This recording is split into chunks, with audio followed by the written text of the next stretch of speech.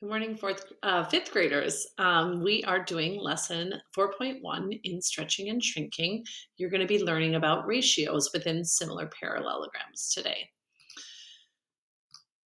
So, investigation 4 is about similarity and ratios. You can enhance or report or story by adding photographs, drawings, or diagrams. If you place a graphic in an electronic document, you can enlarge, reduce, or move it.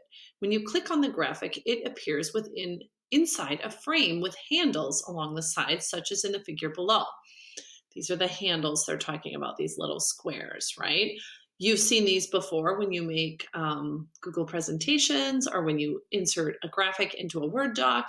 You can change the size and shape of the image by dragging on the handles. So you may or may not know what would happen if you pulled on the top middle and how that would be different than pulling on just the middle right or using one of the corners. And I think some of you might know what will happen, but we'll look at the next slide and see. So he says, here are some of the examples of the image after it has been resized. So this is if they use the left one. Okay, so they just are pulling or pushing in on the left. Here's when they're using the middle, okay, and the right. I may be wrong there. I'm sorry. I may be wrong. They may not be talking about which one they're doing, but left, middle, right are what they're talking about. And then it says, how does this technique produce these variations? So I kind of gave it away. They were using one of these middle ones here.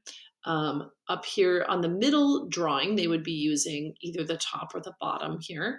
And the image on the right, they would have been using one of the corners.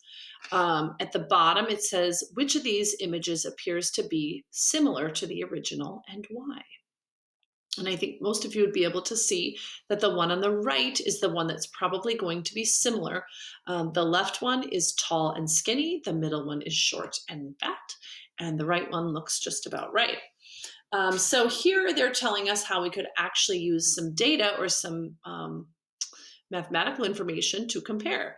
You can use ratios to describe and compare shapes. Remember, we learned in Math in Focus that a ratio is a comparison of two quantities, such as two lengths. We used the terminology that it was a part-to-part comparison. The rectangle around the original figure is about 10 centimeters tall and 8 centimeters wide.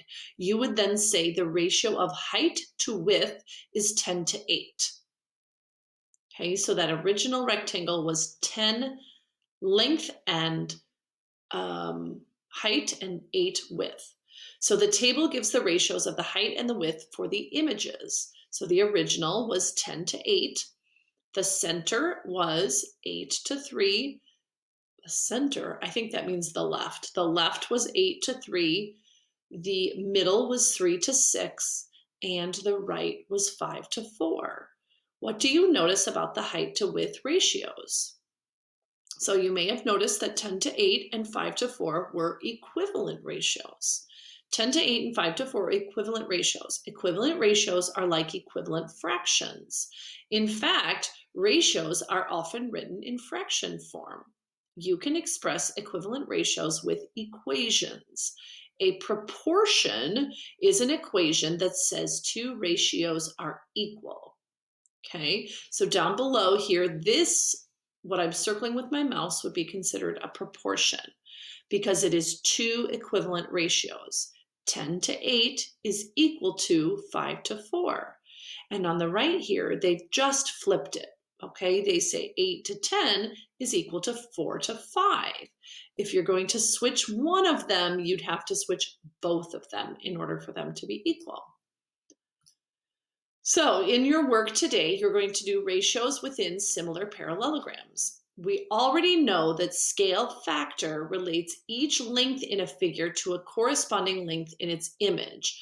So the scale factor would relate to the original to the new image. That's what they're calling the new one is the image, the bigger one or the smaller one. You can also write a ratio to compare any two lengths in a single figure. What information does the ratio of side lengths within a figure give? So that's like what we just did with you take the height and the width. What information would that give you? It would tell you how the length and the width are related. For the diagrams in this investigation, all measurements are drawn to scale unless otherwise noted. So that means that if they say it's 3 centimeters, it's actually a 3 centimeter length. So let's look at what we have. So it says, which rectangles are similar? Explain your reasoning.